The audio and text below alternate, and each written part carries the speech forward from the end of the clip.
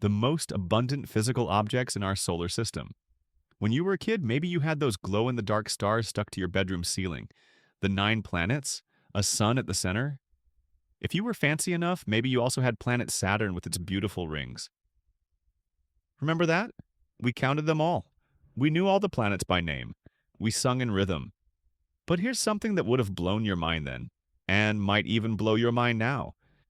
If you tried to put a sticker on your ceiling for every physical object in our solar system, you'd need a ceiling the size of the entire state of Texas.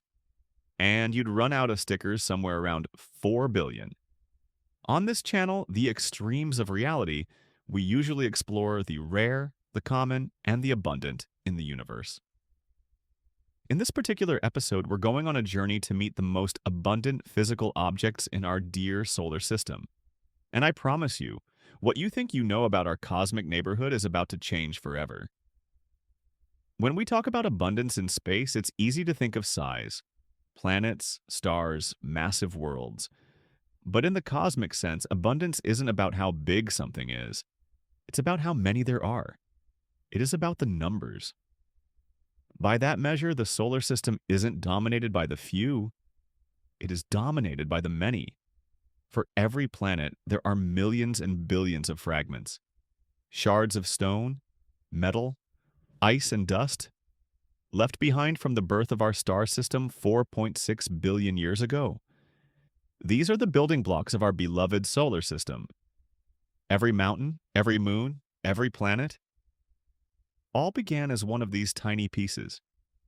In astrophysics, we say, in the beginning there was chaos, a swirling cloud of gas and dust.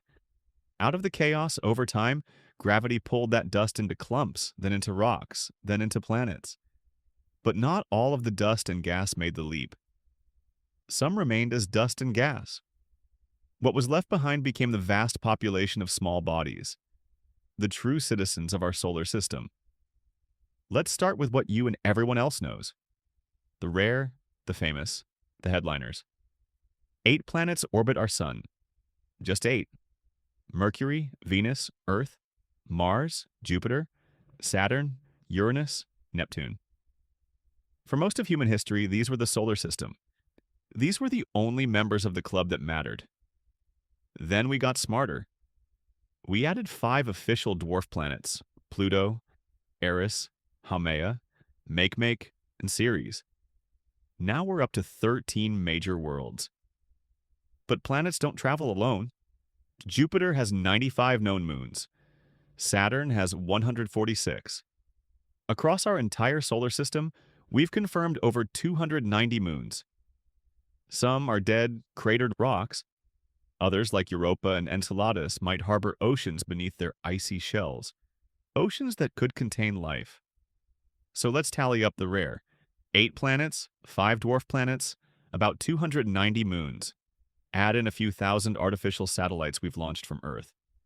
We're sitting at maybe 350 physical objects in our system. And we haven't even started counting yet. Between Mars and Jupiter lies a ring of rubble we call the asteroid belt. This is where things start to get interesting. Very interesting. The asteroid belt contains somewhere between 1.1 and 1.9 million asteroids larger than 1 kilometer across. Not dozens, not hundreds. Millions. Most people imagine the asteroid belt as a dense minefield, like what we often see in the movies. The reality? If you were standing on one asteroid, the next one would typically be hundreds of thousands of kilometers away. It's incredibly empty, and yet there are millions of them. Millions. But the asteroid belt is just the opening act of the entire play. You travel past planet Neptune, and you enter the Kuiper Belt, a donut-shaped region of icy bodies that makes the asteroid belt look quaint.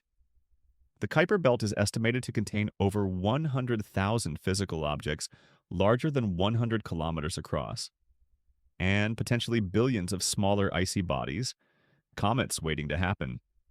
And planet Pluto? That's not a lone outcast. It's one citizen in a megalopolis of ice. Beyond the Kuiper Belt lies the scattered disk, even more distant, even more chaotic, adds tens of thousands more objects we can barely track. Let's count again. Millions of asteroids, billions of Kuiper Belt objects. Our solar system is looking a lot more crowded than those glow-in-the-dark stickers suggested, isn't it? But we're still not done. We are not even close. Imagine you're on a spaceship leaving our solar system. You pass Neptune. You pass the Kuiper Belt. You keep going. 1 light year out, then 2 light years.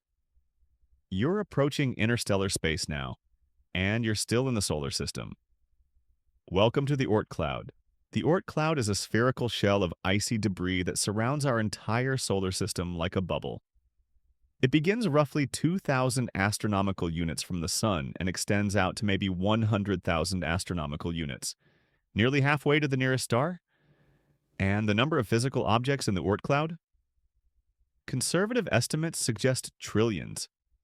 That's with a T. Some estimates go as high as several trillion icy bodies, larger than 1 kilometer across. These are the comets, the ones we see streaking across our sky every few decades. They're visitors from the Oort Cloud, disturbed from their deep freeze by gravitational nudges, beginning a million-year journey toward the Sun. For everyone we've seen, billions remain out there in the dark, untouched since the solar system formed 4.6 billion years ago. Think about this. 8 planets feel like a lot when you're learning them in school, but they represent 0.0000001% of the physical objects in the solar system. By count, by sheer number, planets are a rounding error. The most abundant objects in our solar system aren't planets, aren't moons, aren't even asteroids. The most abundant physical objects in our solar system are comets.